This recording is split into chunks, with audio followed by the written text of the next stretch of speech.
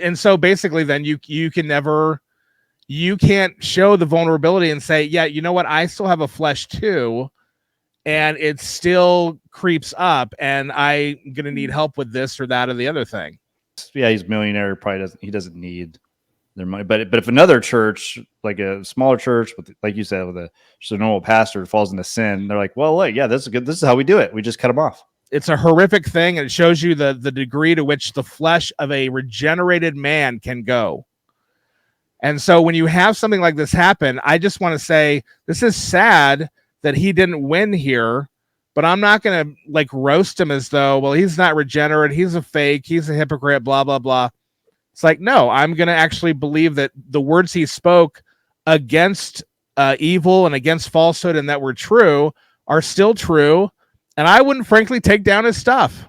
There's a humility and in repentance that actually is, like you're saying, a good picture of the gospel for people to see. Like, hey, you can have not a hiccup. You can have a tremendous David-like fall and you can be restored through Christ. There's something in that. And when you're if it is being downplayed in, well, it's an inappropriate relationship, are you fully picturing that?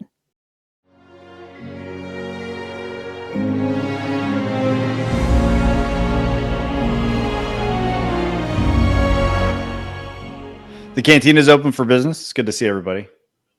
Hi.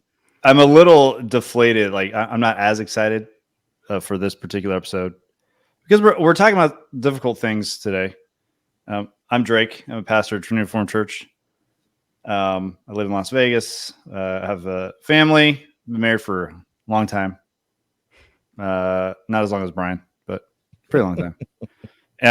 3 kids, 2 dogs. No, 3 dogs, 2 cats. I'm not a cat person. So anyone over there is like, oh, at least you didn't mix up like the number of kids versus dogs. That would have been.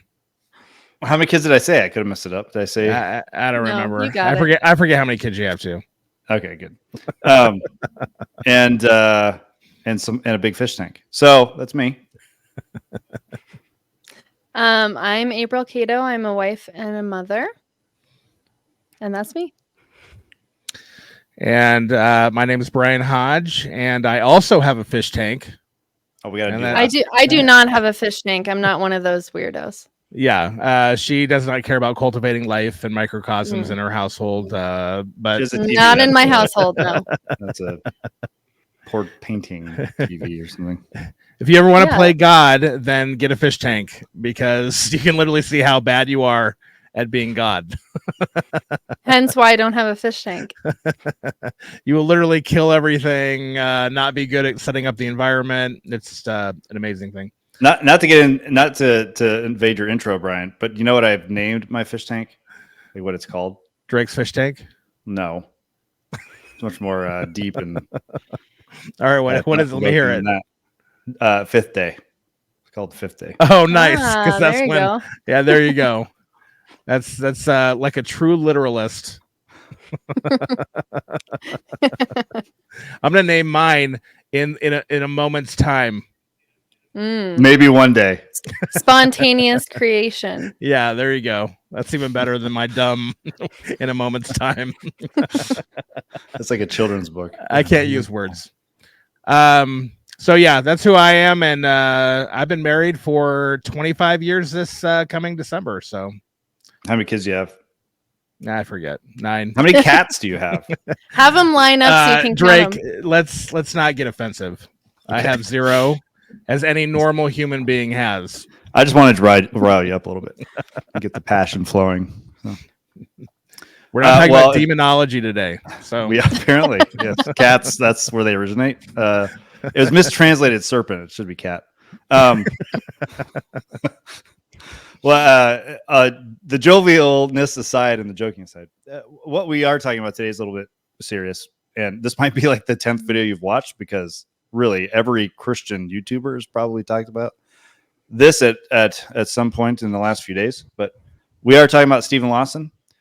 I think what we'll focus on is probably a little different. We're not really here to make conjectures on what he did. We don't even know still. So really no use in talking about that. What we do want to talk about though is kind of how you handle stuff like that. I think maybe look at how Trinity Bible in Dallas handled what happened. So yeah, we'll look at maybe how they handled it incorrectly, and as far as like maybe what repentance looks like, and how we should, as a body, treat those who do repent, and how we, I guess, maybe move on from something like that. So that's kind of the topic this evening. Okay, I have the statement up. Man, I've heard the statement read like a billion times. Yeah. But I'll read it, I guess, and if we want, just tell me when to stop and we can jump in and talk about it. So here's the announcement. The elders at Trinity Bible Church of Dallas regretfully announce that effective immediately, Stephen J. Lawson has been removed indefinitely from all ministry activities at Trinity Bible Church of Dallas. Those first two sentences, this is an announcement to the is this an announcement to the local body, or obviously they posted on the website, so it's public for everyone to see. But shouldn't we, when we're dealing with sin in a local body, should we start there first before we start making things public like this, or is this an appropriate thing to do when addressing an elder? I guess. Well, I guess I'm going to say like anyone's sin, probably not anyone's sin, but particularly an elder even. Do we open it up to public scrutiny just right away, immediately? Well, I would say no. I think, and I don't mean to get on these elders because it's, Monday morning quarterbacking, and we've made mistakes as elders and didn't jump on things that we should in the way that we should and all that. But I do think that I almost feel like people deal with the sin of an elder differently than the rest of the people, and the justification for that is well, they're held to a higher standard. But I think what people forget in that is that, well, but you, with that higher standard, you also give them a higher honor. And you like, if you look at when it comes to accusations, for instance, no accusation is to be received against an elder without 2 or 3 witnesses. Now, 2 or 3 witnesses is usually needed for, you can receive an accusation from people, and then you can have like a trial, and then the 2 or 3 witnesses has to do with whether or not you execute judgment. But right. Paul actually moves it up to the actual accusation itself and says that you're not even to receive an accusation without 2 or 3 witnesses. So without sufficient evidence, otherwise people can just say whatever they want, make people believe whatever they want or whatever, and it's unjust and whatnot. And so my point is simply that there's a higher standard of honor along with the higher standard of holiness, so that when they sin, you don't just treat it like that. You don't throw them to the dogs immediately. Right. And I almost feel like this letter did. I almost feel like it threw it to the internet dogs, where people just ripped him apart. Because I don't know what comes out of people when pastors fall. And even when pastors that I don't agree with their theology, and I think they have bad theology or whatever, they're not heretics, but they just have bad theology. When they fall, like, I'm sympathetic toward them more than I want to like rip them apart. But I think there's an envy that comes from people to where there's almost like this sadistic, like, good. Now I'm just gonna like eat you alive because you fell. How dare you pretend to be holy in front of me or something? And this attitude then I think creates, it's not good. I don't think it's good toward leadership and for the rest of the leadership that actually didn't fall. Can I play devil's advocate just a little bit? Yeah. I think part of the challenge for the eldership in that church is that Steve Lawson, and we see this with a lot of pastors who have fallen, they're not really operating within the context of their local church. Right. So he's also the head of a parachurch ministry, or one of the heads. He's also in a large position of authority at Masters, or was, I should say. So he's spending a lot of his time outside of the local church, which I think is part of what leads to some of these problems, right? There's a lack of Right. accountability. There's a lot of traveling and globetrotting and going from conference to conference and not spending time actually in your local congregation. So I can see that for the elders of that church, it's like, well, he's really a public face. He's made himself a public face. And so there is kind of a different response, right? It's not like, Drake or Brian has had a fall and now and you're operating just solely within the context of your local church. He's on this higher visibility level. I think that's true. Oh, go ahead. Well, I think but that is true, and I think those are some of the reasons why he got into whatever the scenario is that he got into.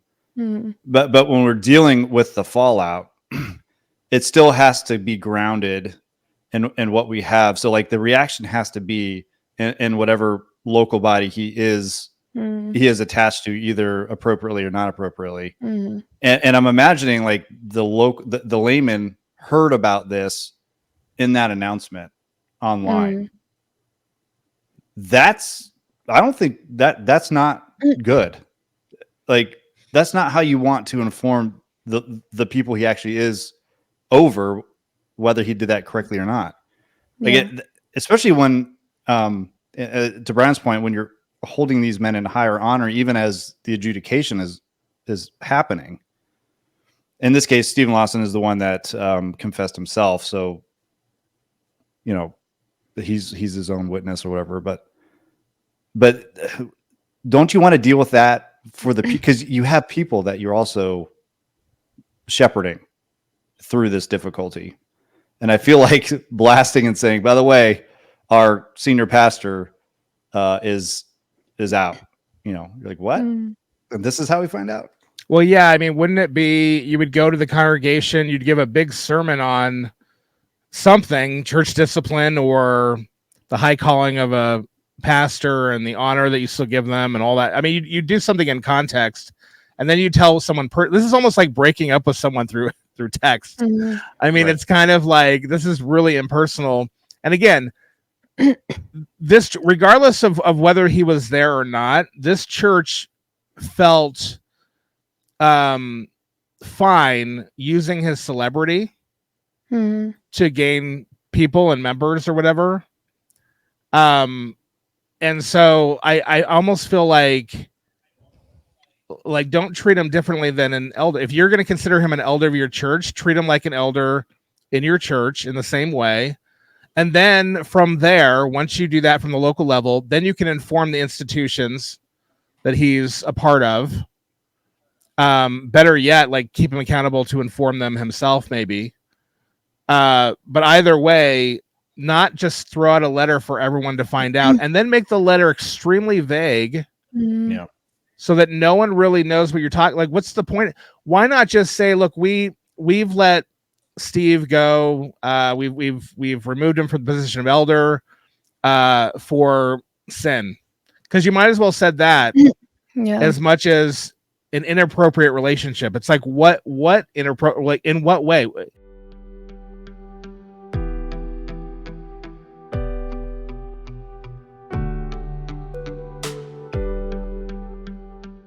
Is it that he had, like, texting that was inappropriate in the sense that maybe he was, like, getting too close to a woman?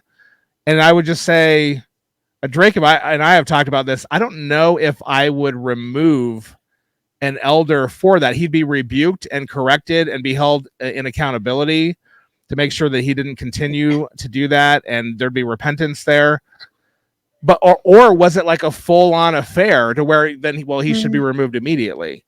Like, it's just, I want to know, like, what are we talking about? There's no pedagogical use of that letter for the rest of the church. So why did you even give it to the rest of the church?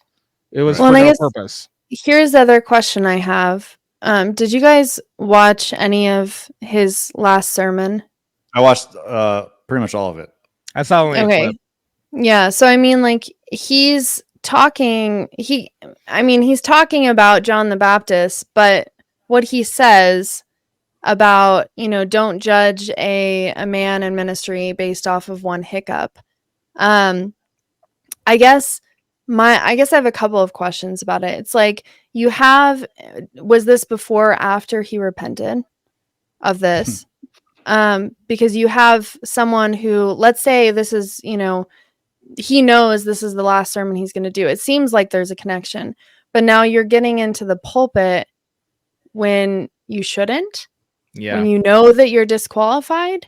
Well, see, these are these are like, questions. this is really dicey, because if he then I know I'm going to be turning myself in, so let me get my final word in. It's like, well, no, you're disqualified. You're not allowed to go get your final word in. Well, this is very tricky.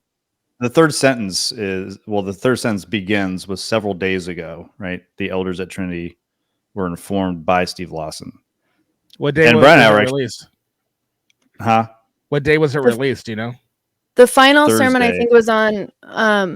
They've removed all of his sermons, all of his teaching, and everything from their, as far as I know, from their church. I mean, in terms of when he preached that sermon and when the letter was released. He preached the sermon on the 15th. Yeah, and the letter was released Thursday. Which so it could be after that sermon. I mean, several days. Again, it's. I mean, obviously he knew, because if it's a relationship that had been ongoing, that he knew he was disqualified before that. Again, if it's the type of relationship that we're assuming it is, which we don't actually know. Yeah, we don't know. And I'm not saying that we have to know. I'm just saying that, like, why release it at all to the public if it was not meant to be some sort of teaching tool or something of that nature? I realize that they have to explain in some way why he no longer is doing his ministry, but I almost think that, well, he needs to explain that, not them. Right. Like, the church doesn't need to explain why he's not going to head up Ligonier anymore or be a part of Masters. Like, he has to do that. Well, and I guess that's my other concern with this, and not to like harp too much on this, but I feel like we have a certain kind of consumer-based view of ministry. And so then when you have guys who are in these high up parachurch ministries and they are kind of celebrity pastors, and then they have these falls, instead of having a true process of repentance for the church, we get publicity statements. Right. I need to distance myself from this guy. Is kind of the thing while protecting him. Right. Yeah. Yeah, it's kind of talking out of both sides of your mouth, because you're pretending he doesn't exist in one side. Like, even Brian and I were talking earlier, like he vanished off the face of the earth. Well, they removed everything. Everything's gone. Even the Masters conference that was when they opened up, they referenced him as the previous speaker. Yeah. It's like, what is this, Pravda? He who shall not be named. Right, exactly. Are we behind the Iron Curtain now, or what? Yeah. And if you're going to make this public, because before you could have kept this internal. You could have met with, and I don't know where he is I haven't heard one peep from Lawson, from Pastor Doctor. What, he's a doctor, I think, Dr. Lawson. Yeah, doctor. So, if he is repentant, honestly, the fruits of that repentance are going to be him coming before the body publicly, because this is, I would categorize this as a public sin against the church that would need to be publicly addressed, right? So, and I think these elders obviously went there straight away. Oh, this is public. It's public sin. It's against the people publicly. We have to put this public statement out. I was like, well, no, you still start small. You still, like, he comes to you, he confesses this thing. All right. Is he repentant? Yes. Now, how do we work this out in the fruits of that? Okay, we got to address the congregation privately. And now, to be fair, maybe that did happen. Yeah, we don't know. Maybe the local congregation know exactly what went down. Yeah. But I suspect if that was true, then I've tried to scour, not like in any gossipy way, but just because we were going to talk about it. If the church is big enough that the word would have gotten out. Yeah, you'd right? have more details with You have more someone. details. Yeah. So this is kind of getting kept under lock and key. It's very like, I feel like I'm reading, a presidential candidate's bio that that something came out in the October surprise, right? It's like this nefarious thing happened, but we're talking about a pastor with a local body, and I don't know. So it's. Well, we were talking also about the fact that, like, so on the one hand, maybe they're trying to protect him with some things, but on the other hand, it's kind of throwing him to the wolves. And from my standpoint, I'm just kind of like, okay, we were talking about this, Drake, as well. This is why they probably get to this place to some degree, because ultimately, if all you ever show pastors is that when they sin, you're going to like erase their humanity, you're going to just destroy them, then no pastor is ever going to say, hey, I'm struggling with this. Yeah. They're never going to do that, because it's like they have to be perfect, because that's the way everybody thinks that we are. So we're absolutely perfect. And no, we know nobody's perfect. But in reality, people think of their pastors that way, regardless of whether they say nobody's perfect or not. They still view them as almost perfect. And so basically then you can't show the vulnerability and say, yeah, you know what? I still have a flesh too. And it still creeps up, and I'm going to need help with this or that or the other thing.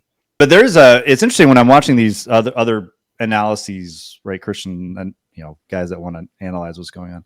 One of the congruent strings in all of their videos is, and I think they're right, that whatever sin Dr. Lawson fell into, it wasn't like everything was fine, and then there's a big stick in the road and he tripped over it and fell, right? Oops, I committed let's just say it is adultery. Oops, I committed adultery.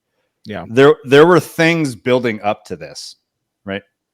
And to your point, Brian, the things that were building up to this, that was the time he needed to come alongside and be like, I'm struggling with this. Yeah, the right? local accountability from the other elders in his church. Yeah, right. Yeah. But there is this, and it's funny, as my other profession, well, I call that my part-time job. Pastoring is my full-time job. But my other part-time job as Batman. Yeah. Yes. Well, no, I'm in the Star Wars universe. I'm not in the Gotham's too dirty. I don't like Gotham. Coruscant's much cleaner. Until lost my train of thought. Okay, you're a pilot, and so you're Drake's trying to say he's a pilot. He's gone a lot, and so there are right. Well, no. Where you're going? Well, okay, kind of, but there's so like medically, right? We're kind of like taken apart medically. Like everything about us has to be working, mentally, physically, right? Or you can't fly. Yeah. And how do you get paid? Well, you fly. So what happens when you start breaking down? Do you go, hey, by the way, I'm having this problem? No, you hide it, because the big boy FA is going to come and smash you, and now you're going to have to be on long-term disability. Every time Drake talks about being a pilot, I'm like, I never want to fly. Well, you know what's funny? You say that. I have counseled so many pilots who are super depressed and even suicidal. Yeah. But they will not let anyone know, or their job, they're done. So at that point, like they hide it. They hide all the problems they're going through. So many pilots, which actually kind of makes me nervous about ever, why you would never want to fly again. I need people to fly. People get on an airplane. That's how I get paid. But so I grant your point, right? I get that. I think that's true, that some things build up. However, I do want to push back, because I'm watching all these things online, like, well, you know what? If you really just, you pray all the time, and you're in the word, and you have accountability, and you're part of the local church, and I'm like, I'm looking at him and I'm like, I think he did all that. I think he actually had all that. And I want to say to people that I think that if you miss one of those things, then yes, then there's a buildup, and I think that's true. But I also want to say that even if you have all those things, you still have a flesh that at any time, boom. It's not as though, well, all these things will just make it foolproof to where I'm not going to sin. That's just not true. Yeah, And the so devil is prowling around like a roaring lion, and he's looking for someone to devour. Right. And at the end of the day, we're not Pelagians. So it really isn't because I didn't have that thing or that thing in my environment. It really was because I, down deep in my flesh, am evil. And that's why I did this evil. Maybe I did not have the external restraints, or even the I wasn't spending, I wasn't abiding, as we talked about before. And we agree that if you're truly abiding in that moment that you're abiding, you're not going to sin. But then the next moment, when you're not abiding, you probably will. And so it's just, I want to almost say to people, like, are you evaluating yourself that way? Like, you're looking at this pastor that way, but look at yourself. I guarantee you can be just like in prayer, in the word, in fellowship, in accountability, and 5 minutes later, you can sin. And because we are struggling with something that is, frankly, just this awful thing that is the other us. And I mentioned to you, Drake, how everybody's like, oh, that fraud, that hypocrite, they're all like going after him and everything. And I'm thinking, like, wait a minute. Look in a mirror. Well, yeah, it's like, do you view yourself that? Are you faking it when you say Christian things and you say that you love God? I'm going to assume you're sincere. You truly, in that moment, love God. You truly believe what you believe in that moment. But I also believe there are two of you, not one. And the other guy, he's always not loving God. He's always a sinner. He's always awful. And I'm going to assume that this was that other Steve Lawson that came out, and that there's two of him. I'm not going to assume there's one of him and he was faking it. I'm not going to assume that he was just a hypocrite. Right. So all of that to say, that doesn't excuse anything. And there is a higher qualification for Christian leaders. They need to be mature. They need to have self-control, that even in those moments, they overcome those moments, and they need to actually do it far, far better than their people that they're leading, so they can help the other people they're leading to actually be strong in those moments. But will they sin? They will. And now, hopefully not like this. This sounds like more like an ongoing thing, which is a little bit more distracting. And I'm not saying, oh, he's an unbeliever because of it, because again, we've got multiple examples, even in scripture. We've got David, right? David's not in hell, people. Even though for a year he committed adultery and was guilty of, the murder of an incredibly innocent and loyal man. I mean, so it just, it's a horrific thing, and it shows you the degree to which the flesh of a regenerated man can go. And so when you have something like this happen, I just want to say, this is sad that he didn't win here, but I'm not going to like roast him as though, well, he's not regenerate, he's a fake, he's a hypocrite, blah, blah, blah. It's like, no, I'm going to actually believe that the words he spoke against evil and against falsehood and that were true are still true. And I wouldn't frankly take down his stuff. I wouldn't actually cancel his books. So I think that they're all true. At what point would you remove content from someone who has disqualified himself? If he remained in sin, or if he was teaching something heretical, he was unrepentant. If he was unrepentant, or if he was teaching something heretical or whatever, again, unrepentantly, then I would remove everything, just because I wouldn't want people to maybe follow anything he does from here on out. But let's say he repents, and his books are still out there, and a few years from now he writes another book and it's solid. It's like, I don't mind people going to his other book later on. It's fine, because he's a repentant man.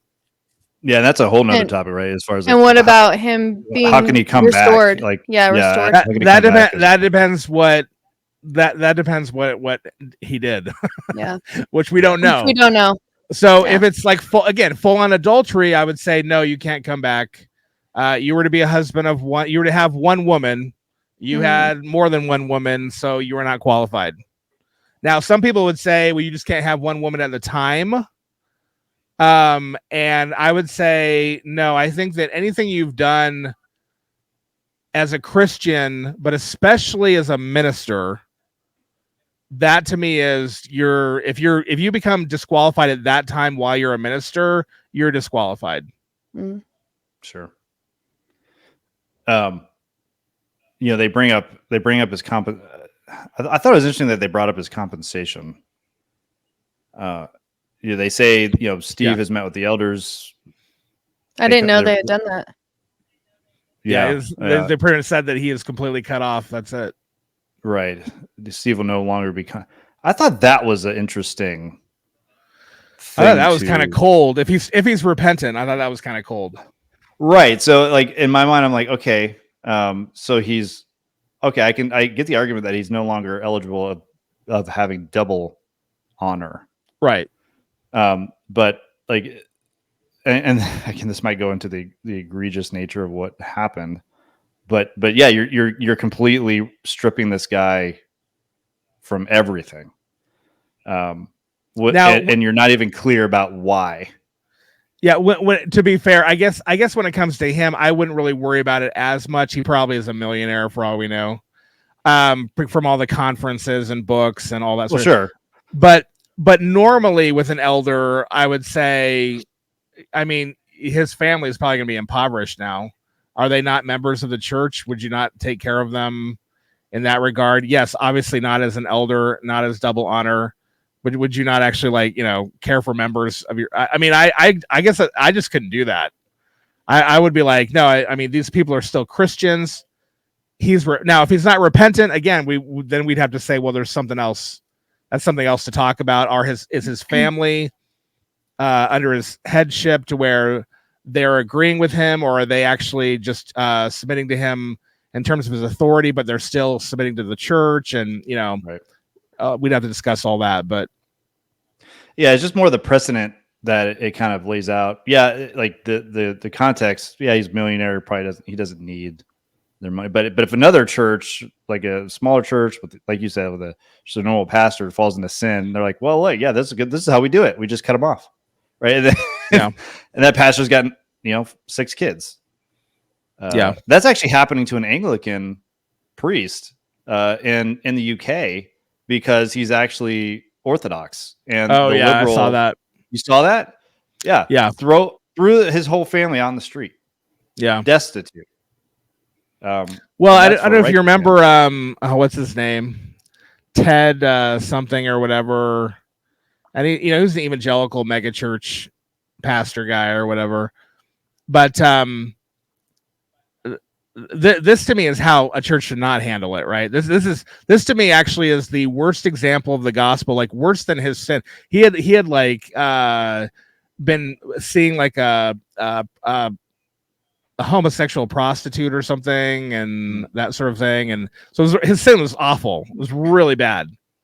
However, I think what the church did to him afterward was worse. So he was repentant, but he was excommunicated from the church, and he was excommunicated from the town, from his house.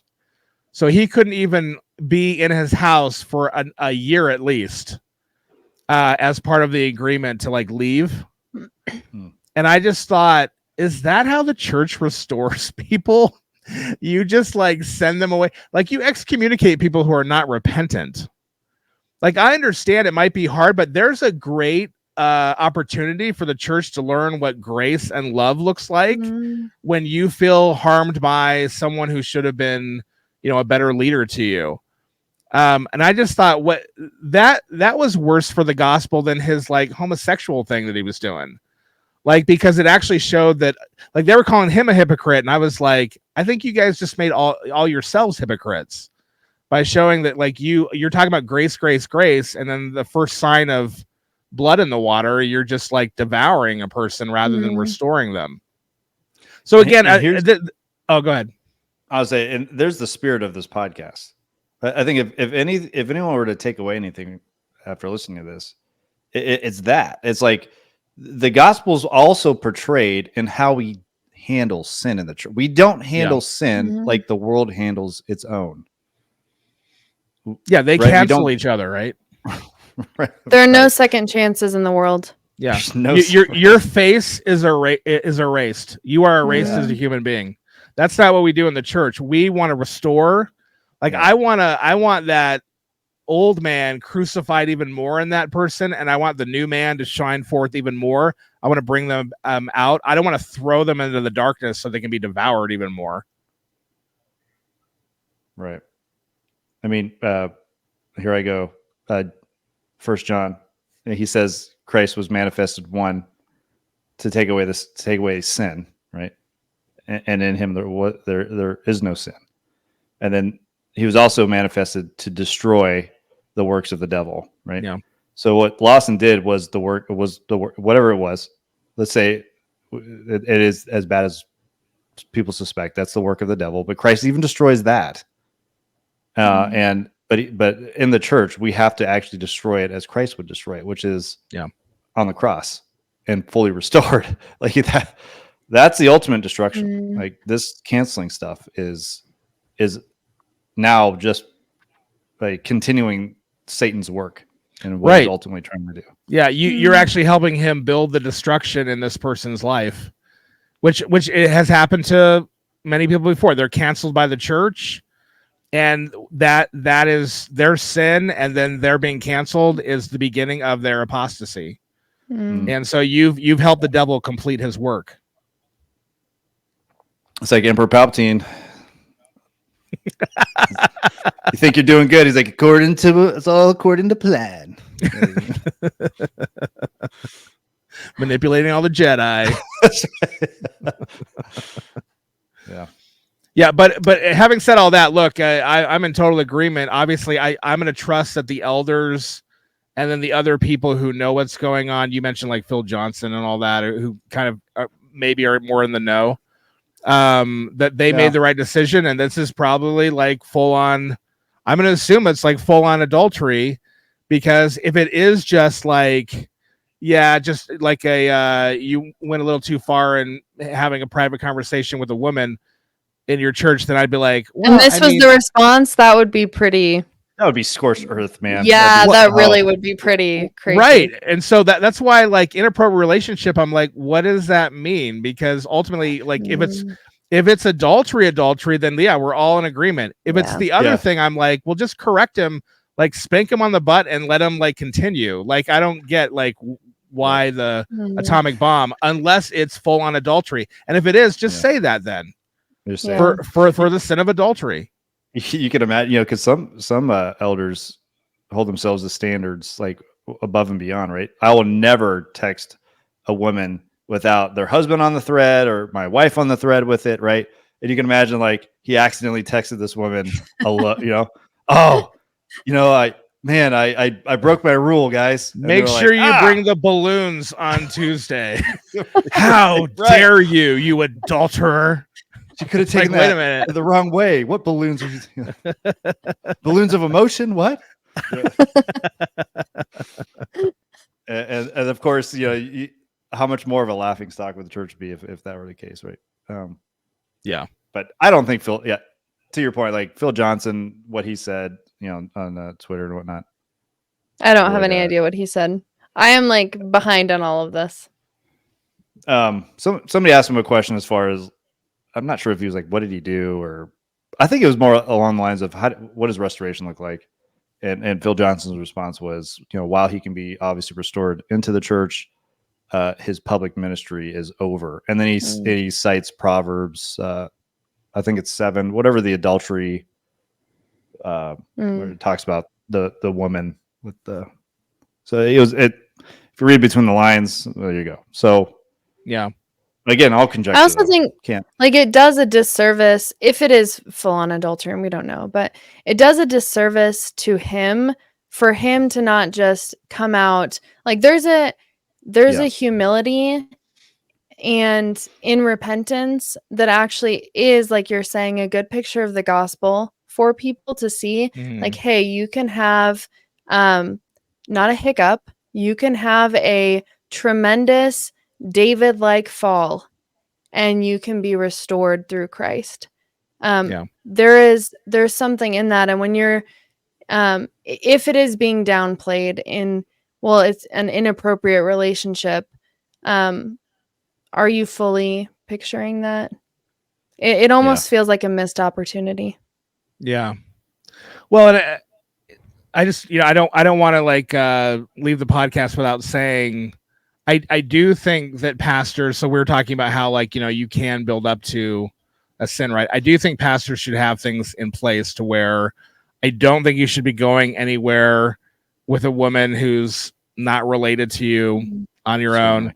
Yeah. I do think that you need to be careful with that texting one-on-one with a woman, that you're not like going overboard. It's not becoming habitual. It's not, right. I think you need to be careful with all that stuff. I myself, like, I don't talk to women on the phone unless it's like open air. And usually I want their husbands on too. Every once in a while we have some women in our church where, it's not possible to have a husband on or whatever. So I'll just have like an open phone. Like it's, but everyone can hear, like not everyone's sitting around listening, but they can like walk by and doors are open and all that. I've never counseled a woman with doors closed. So even younger women. So like I'm constantly like, especially early in my ministry, I was constantly like, I'd have a younger woman come in, she'd close the door, I'd get up, I'd open the door. Yeah. Like she'd close the door? Like, yes, women. Yeah. Oh, yeah, because they didn't want anyone to hear what they were going to tell me and all that. And I was like, yeah, I'm sorry. I have to have this open where people are like passing by. Or I would have Allison counsel with me. That was a typical thing. Or I'd have another elder with me. Yeah. So it'd be that dynamic. Like Carson mentions how if you have a woman like in front of you who's like crying over sin or something, never get up from your desk, walk around and put your hand on her shoulder or hug her. That's a dangerous thing. Now I'm not saying there's an absolute or whatever, because obviously there's times when you might as a father figure do that, but again, I would do that publicly. Like if you're going to do that, like not in a private office or anything. Emotions can get attached that way. That's not good. So there's a lot of things that I think that I've seen pastors do that I'm just like, are you stupid? Like, I don't get it. Like, have some rules in place. Have some sense of what's going on. You're already a pastor, so you're already a guy in authority. Pastors tend to be confident. These are things that attract women. So this is a bad, and then now you're her counselor and she's telling you her issues and you're the listener. And that's just, you gotta be careful with all that stuff. And I guarantee that's how this probably began. Yeah. To that, there's people are attaching. April, I think you even said this too, but I don't think you meant like this. So I'm not like pushing back on what you said or anything. But this idea that he was gone a lot, right? He was part of this Trinity church in Dallas, but he's traveling a lot. Like I've listened to these guys say this. I've been reflecting. I reflect, right? I'm gone a lot. Yeah. Like Steve Lawson's. I've asked you about this before. Like, oh, is it hard, in your job that like you're gone a lot from your family? And obviously I didn't mean it in that way, but I was more asking like, hey, if I ever had a son, like, is that something I would want him to do, or would that be a concern, or, Yeah. Well, if you think about when you go on vacation, right? Part of the reason why vacation feels so relaxing is that all the restraints of home are gone. Yeah. So, but also part of the reason people get in trouble on vacation is because all the restraints from home are gone. You feel like freer, and it's like you don't have as much accountability, not as many people watching, and so it's so much easier probably to fall. And if that's like your lifestyle where you're constantly gone, it's just temptation after temptation. And then to be a pastor, counseling women, talking to them, if you don't have the guardrails up and all that, then it's just like it's almost inevitable. And being looked up to, even, like you're talking about, women are attracted to men in positions of authority, and then you have someone who is not just in position of authority in his local church, but is elevated. Yeah. Right. In it's all of these highest echelon. Yeah, in all of these different, in all these different ministries. Yeah. And it's like you are going to have women who are going to try to capitalize on that, for lack of a better term. You're famous. You're reformed famous. It is true though. Like, it doesn't matter. It doesn't matter what group. If you're a part of that group and that person's famous within that group, then yeah, you're gonna have like groupies. Yeah. Well, I think we got the meat of what we want to talk about across. Groupies will be our final word. Groupies are our final word. But let's slow down when sin happens in our church. Even with the highest, even with the leadership, you got to slow down. You got to pump the brakes. And maybe they think they did. It was several days ago, and then we put it up. Like, okay. Like, we waited 3 whole days. In America, that's like a year. It's I imagine in the early church when these things were going down, I mean, rulings probably took months. I mean, you look at one of the most divisive things in church history, which was Arianism, and it took a long time to condemn even something as heinous as that. So, well, even that, right? You need a trial, right? So there's a trial. And I realize that he confessed, but now you should probably have a trial in terms of what should we do. Exactly. Because ultimately, as the point you made, April, you made this point too, is the gospel has to come out even in this. Yeah. Even in this, and it's easy we lose sight of that, and we're just so reactionary. Boom, things got to happen now. Yeah.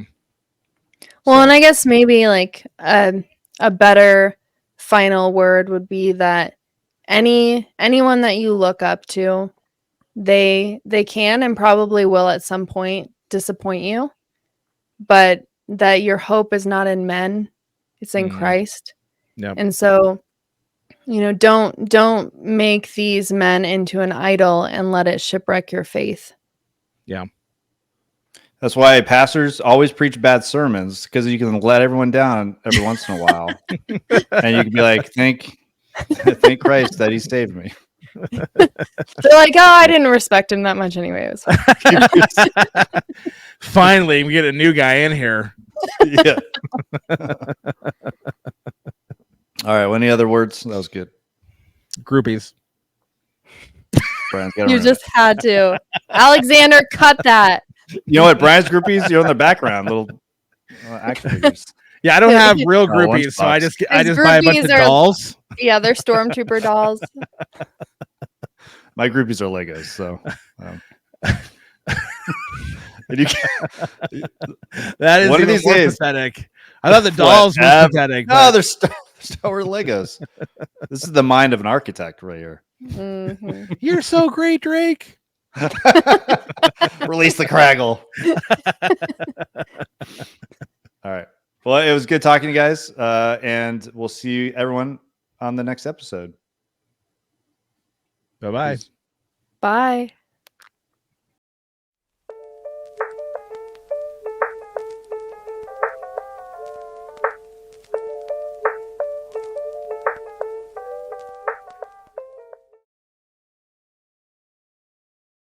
Haven't read the series, might not understand what would need to happen. Have you read all of them? I've read all of Frank Herbert's novels. Yes. Oh, you've read all of them. I've only read the first one because my grandma told me that the other ones were bad. Let me just start with this. Frank Herbert is not a good storyteller. Not a good storyteller. He's a fantastic world builder. Harry and I, we're pals. Harry and I were Harry the Henderson. You grew up at Hogwarts? The first book came out. Harry and I were around the same age, and so I grew up with books. Like the last book came out when I was 19, and Harry was around 19. This, I went to a Christian high school, so this was a big deal. It was a big thing. Harry Potter is evil, and you can't be reading this or participating in this. The reason why I like Moby Dick so much is, to me, there's a parallel with Genesis. So it's actually history. It's history that Melville he's interviewed. This actually occurred to a bunch of whalers. Yeah. and the survivors he interviewed. Yeah. And it became this book. But notice how he's writing this history. It's not, here's all the facts that happened. All right, the end. He's writing it because he wants to put meaning and a message to what has occurred.